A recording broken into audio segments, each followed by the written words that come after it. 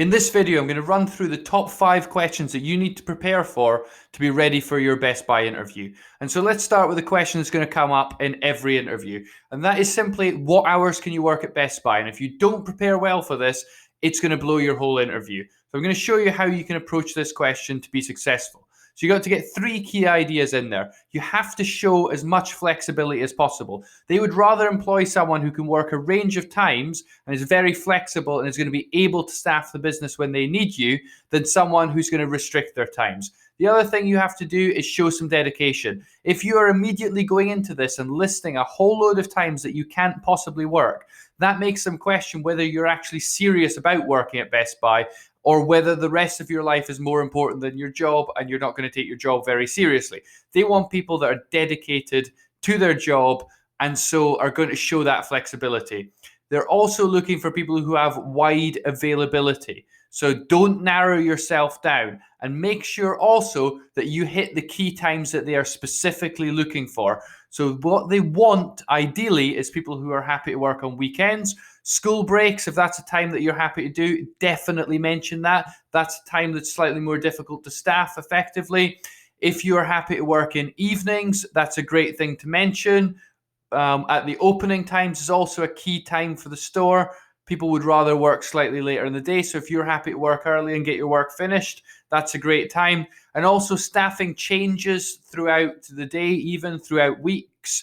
And when you're planning that out, having people that are happy to work at short notice and fill in when the business needs that, that's a great thing to mention. So if you're happy to work at short notice, also mention that. So overall, the key to success with this question is to absolutely say as many times as possible that you can do and simply don't mention the times that you can't do. You don't want to volunteer anything that's going to be used against you. So focus on what you can do, don't mention what you can't do. Mention as many of those times on the list and you're going to be successful in this question. The next thing we need to do is look at questions that you could be asked about the company and prepare your knowledge ready for the interview. The question that you should prepare for to do this is the question around, what can you tell me about Best Buy? And there is no way that you should ever be going to an interview without preparing knowledge about the company you're applying for. And the way to be successful in a question about what do you know about the company is to follow that circle diagram. So you have to mention the things that everyone knows about the company, the very obvious things. Best Buy is an electronics retailer. Everybody knows that, but that's a really key fact. Then you have to move out to some things that only some people would know. Show a bit more understanding of what the business is really all about. And then to be really impressive, go in and start talking about some things that only a very small number of people actually know. And when you do that, that is going to impress them. Ideally, if you can teach the interviewer something new about Best Buy, that is going to get them really interested in hiring you. So let's look at some key facts that you should be aware of and you can bring up during your interview. So you've got the founders of the company. You've got Richard Schultz and James Wheeler, founded the company originally. Company was founded in 1966. That traces its way all the way back to The Sound of Music, which was the original store that these two opened. The actual Best Buy name itself and stores with that name started a lot later in 1983. That came later as the business developed. You should also be aware of the fact that they're not just a US company. They've got operations in the US, Canada, and Mexico at present, though of course that may change. But that is really where the core of their business is. You should also use the phrase electronics specialty retailer rather than just an electronics store. The specialty retailer gives a little bit more detail and shows a bit better understanding. That is their specialism. And the key to their business is they market themselves as experts. Anybody could go onto Amazon or go onto the internet and just order these things. What's the point going to Best Buy? Well, the reason you would go to Best Buy is because they have experts in store. They have the expertise. They can provide customer support to a level that they say is superior to their competitors. That is their offer. That's why they go down the route of having the blue shirts. These people that are wearing a uniform that are saying to them, come ask me for help. I know things and I can help you out. That is really the key of the Best Buy business model, is showing off knowledge and helping the customers with these purchasing decisions. They also have other businesses around Best Buy Mobile. They've also got the Geek Squad, which is their tech support and repairs business. That's another key part of their business. Another top tip definitely spend some time and read what we call the Form 10K. This is the annual report of the company, and it gives you absolutely amazing information about the company, more information than you could ever want. Sit down and read through it, and you will know more about the company than you would ever imagine. And the last thing you can also mention is that they have an employee stock program, so you can actually become a partner in the business and acquire stock and be a part owner of Best Buy. And you can mention that as something that you're interested in. So once you've planned all your knowledge of the company, the next step is think about some questions they might ask with how you deal with customers. Typically, this takes the form of a question like, how would you handle a rude and abusive customer? This is an extremely common question, and there is a great procedure that you can follow to answer this. And there's 3 things you're going to get in your answer. Start by reassuring them that you're going to be calm and highly professional. They want that reassurance. They want to know when you're confronted with an angry or abusive customer that you're not going to be angry and you're not going to be loud and annoying.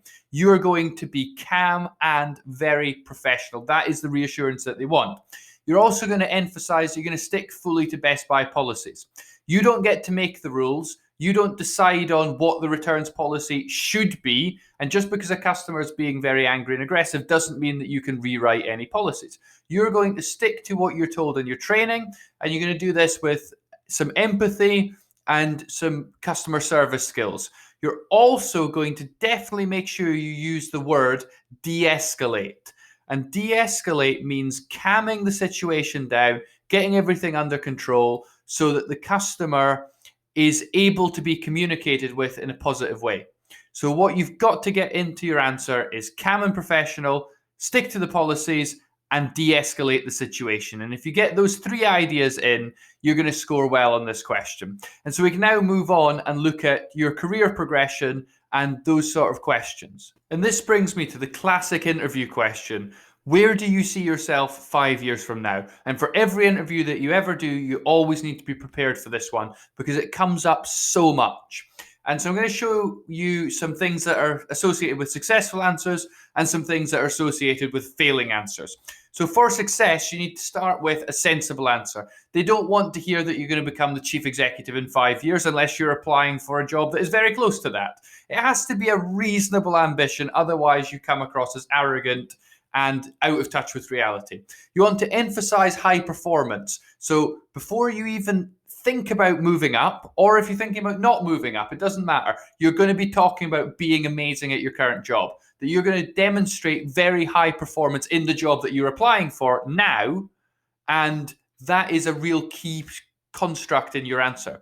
The next thing, you also have to think about, what does Best Buy offer? What training are you going to get at the company? What development are you going to get? How are you going to be better at your job in 5 years' time than you are now? You're obviously going to mention things around being much more expert in terms of the products. You're going to learn constantly while you're there, and you're committed to continuing professional development. Those are some ideas to get in. I'll give you some inspiration of specific things to mention in a second. A bad answer immediately says something about leaving Best Buy. Do not ever in an interview talk about leaving the company. Don't say before you've got the job what you're going to do after you leave the company. Just don't mention it. If you mention that, your whole interview pretty much stops there. Anything that's not realistic or insulting to the interviewer is going to be a very bad idea. If you're being interviewed by a manager and you're talking about being the level above a manager, say an area manager running multiple stores, that's a bit insulting because it might have taken the manager 15 years to get where you think you're going to get one step further than they are in 5. That's not going to go down very well. And really, when you're answering this, if you say something that's not relevant to Best Buy's business, something that's not going to make their business better, they're either going to mark you down for it or just completely ignore it, and it's not going to help you. So stick to the key ideas on the positives, avoid everything on the negatives. And so some inspiration for you is you can talk about 1 level up. Don't talk about 10 levels up. Talk about the route that you could take from joining the company now to developing with the company, learning with the company, getting advantage of all of the training to be 1 level higher. Definitely mention the idea that you're going to be a product expert, that you're going to have extremely good knowledge and be the go-to person on specific product areas. You could talk about your ambition to be leading a team and helping other people develop and building a team around yourself. You could also say you just want to be outstanding in your current role. If you're not looking for progression, that's fine. Talk about how you're going to be absolutely amazing at the job that you've applied for. And if you do this and focus on one of those ideas that I've given you, you're likely to be very successful in this question. So we can now move on and think about questions around, why do you even want to come to Best Buy? To do this, I'm going to give you some inspiration around how you can approach the question, why do you want to work at Best Buy? And so I'll give you some ideas that you can talk about. So you could talk about the idea that you're very eager to extend your knowledge of technology, that you're absolutely fascinated by technology, you like gadgets, you like electronics, and you just want to know more about it. By working at Best Buy, you're going to be able to indulge in that interest, and that really motivates you.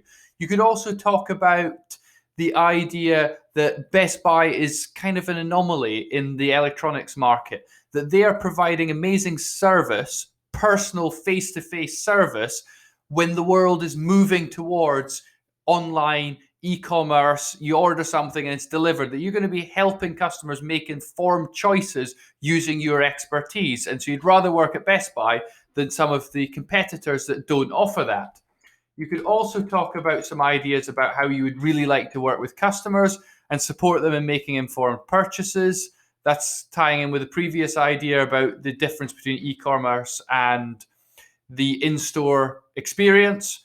Definitely really big up your passion and interest in technology and show off. If you already have lots of knowledge in a particular area, this can also be an opportunity to show off and talk about your interests in that.